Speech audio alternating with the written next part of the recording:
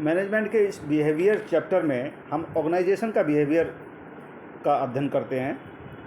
तो organisational behaviour, फिर इससे संबंधित कुछ थ्योरीज हैं जैसे क्लासिकल, एडमिनिस्ट्रेटिव, ब्यूरोक्रेसी, मॉट, और फिर उसके बाद हम बिहेवियर को जो है दो प्रकार से हम समझने का प्रयास करते हैं, इंडिविजुअल बिहेवियर और ग्रुप बिहेवियर के रूप में। तो इंडिविजुअल बिहेवियर जो है इसमें हम समझते हैं personality, perception, attitude, values, learning, motivation, और ग्रुप बिहेवियर में हम टीम बिल्डिंग समझते हैं, लीडरशिप जानेंगे, group dynamics, conflict, interpersonal behaviour. तो इस प्रकार से ये चैप्टर हमारा कंप्लीट होता है। इसमें जो अलग अलग टर्म्स हैं इसको बेहतर तरीके से और गहराई से समझने का प्रयास करते हैं जिससे ऑर्गेनाइजेशन को हम सही से समझ सकें।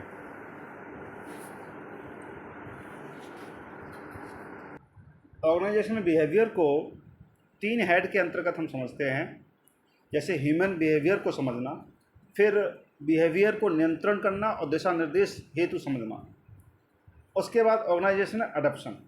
3 ये हेड हैं ऑर्गेनाइजेशनल बिहेवियर को समझने के लिए या महत्व को जानने के लिए। तो ह्यूमन बिहेवियर को समझना पहले तो उसमें इंडिविजुअल लेवल पे आप समझते हैं, इंटरपर्सनल लेवल पे समझते हैं उसको ह्यूमन बिहेवियर को, ग्रुप लेवल पे समझते हैं और इंटर ग्रुप लेवल पे समझते हैं। फिर बिहेवियर को कंट्रोल करने और दिशा निर्देशित करने के लिए जब समझने का प्रयास करते हैं तो उसमें क्या होता है, ये एम्प्लॉयज़ को नियंत्रित करने के लिए मैनेजर की मदद करता है। ठीक है, पहली बात तो ये है। अच्छा, इसमें चरण क्या होते हैं, क्या क्या तरीके अपनाए जाते हैं, तो वो उसमें पावर और सैंक्शंस का प्रयोग करते हैं, लीडरशिप का इस्तेमाल होता है, कम्युनिकेशन, ऑर्गेनाइजेशन क्लाइमेट को साथ में रखते हुए नियंत्रण और डायरेक्टिंग बिहेवियर का प्रॉपरली हो सकता है। फिर ऑर्गेनाइजेशनल अडॉप्शन आता, ये आइसोलेशन में काम नहीं करता। ऑर्गेनाइजेशन अडॉप्शन ये एनवायरमेंटल चेंज के साथ इंटरेक्ट करता रहता, जैसे कि changing standards of living, way of thinking, technological changes, है ना। तो ऑर्गेनाइजेशन इन परिवर्तनों के साथ स्वयं में अडॉप्ट कर लेता या करना चाहिए इसको। तो जो चेंज के प्रति जो ज़रूरतें होती हैं तो मैनेजर इन चीज़ों को पता लगाता ताकि एम्प्लॉयज़ इन चेंजेस के प्रति अपने प्रतिरोध को फेस कर सकें। ठीक है, अब ऑर्गेनाइजेशन के जो बिहेवियर थ्योरीज हैं जैसे कि क्लासिकल थ्योरीज है, तो क्लासिकल थ्योरीज को हम scientific management theory, principles of scientific management, जैसे प्रिंसिपल जो हैं साइंटिफिक मैनेजमेंट के, वो scientific task planning, standardization, scientific selection and training of workers, functional foremanship, maximization of output, differential price rate system, harmony not discord आदि इत्यादि शीर्षकों के अंतर्गत हम साइंटिफिक मैनेजमेंट के सिद्धांतों को समझ सकते हैं। फिर जो एडमिनिस्ट्रेटिव थ्योरी है ये हेनरी फेयोल ने जो दी है, और इन्होंने 14 प्रिंसिपल्स दिए थे। वो 14 प्रिंसिपल्स जो हैं एडमिनिस्ट्रेटिव थ्योरी के, वो हैं division of work, authority and responsibility, principle of one boss या unit of command, unity of direction, equity,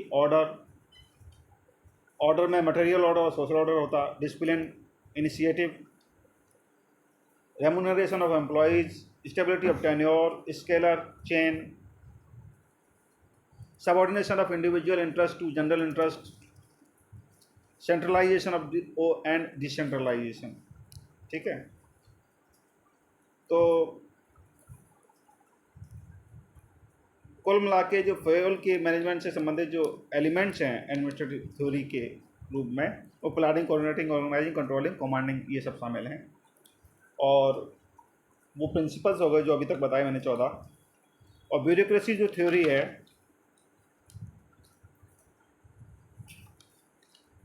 इसमें मैक्स वेबर ने इसको ब्यूरोक्रेटिक थ्योरी को इवॉल्व किया।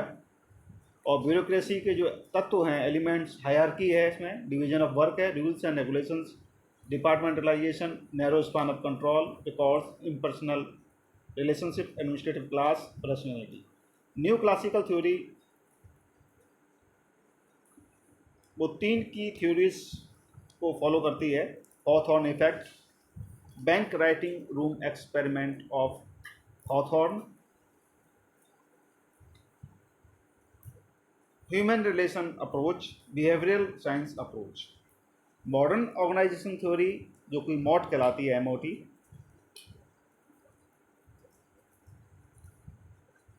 ये इससे पहले की जो भी थ्योरी जब भी बताई हैं ये इससे थोड़ी अलग है।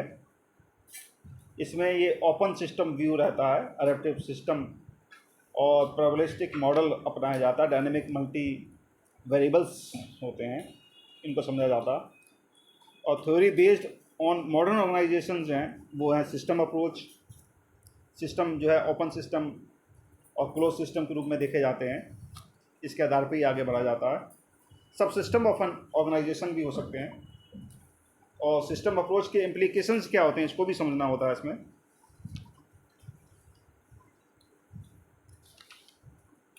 तो सिस्टम अप्रोच के बाद जो मॉडर्न ऑर्गेनाइजेशन बेस्ड जो थ्योरीज हैं उसमें एक कंटिजेंसी अप्रोच भी आता है, जिसमें सबसे पहले कंटिजेंसी अप्रोच के इम्प्लीकेशन समझते हैं, फिर इसके कंसेप्ट समझते हैं। मैकेंसी 7S फ्रेमवर्क भी है एक, जिसमें S1 में स्ट्रेटजी, S2 में स्ट्रक्चर, S3 में सिस्टम और S4 में शेयर्ड वैल्यूज़, S5 में स्टाफ, S6 में स्टाइल, S7 में स्किल। इस प्रकार से मैकेंसी का 7S फ्रेमवर्क बनता है। इंडिविजुअल बिहेवियर में जैसा पहले बताया कि इनका अध्ययन करते हैं जिन तत्वों का, और इन तत्वों का बिहेवियर पर इम्पैक्ट भी पड़ता। जैसे personality, impact of personality on behaviour क्या पड़ेगा, internal locus of control, external locus of control, Machiavellianism, extroversionism and introversionism. Introverts extroverts भी इसमें तत्व आते हैं। Core self evaluation, narcissism, self monitoring, risk taking, proactive personality. तो जो पर्सनैलिटी मॉडल है टाइप ए और बी बिहेवियर को समझते हुए बनता है पर्सनैलिटी मॉडल।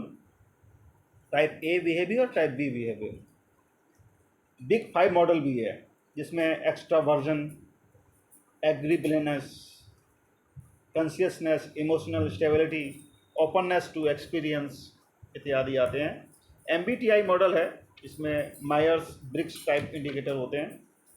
एक्स्ट्रावर्टेड वर्सेस इंट्रोवर्टेड, इसमें intuitive versus sensing, thinking versus feeling, judging versus perceiving समझ कर चला जाता है। साइको एनालिटिक एक थ्योरी है, इसमें एक आईडी, ईगो, सुपर ईगो इत्यादि को समझ के काम किया जाता है। ट्रेड थ्योरी है। एल्पोर्ड्स इसमें वर्क हैं common traits, personal dispositions. Cattell's work है जिसमें सरफेस ट्रेड्स और सोर्स ट्रेड को समझा जाता है।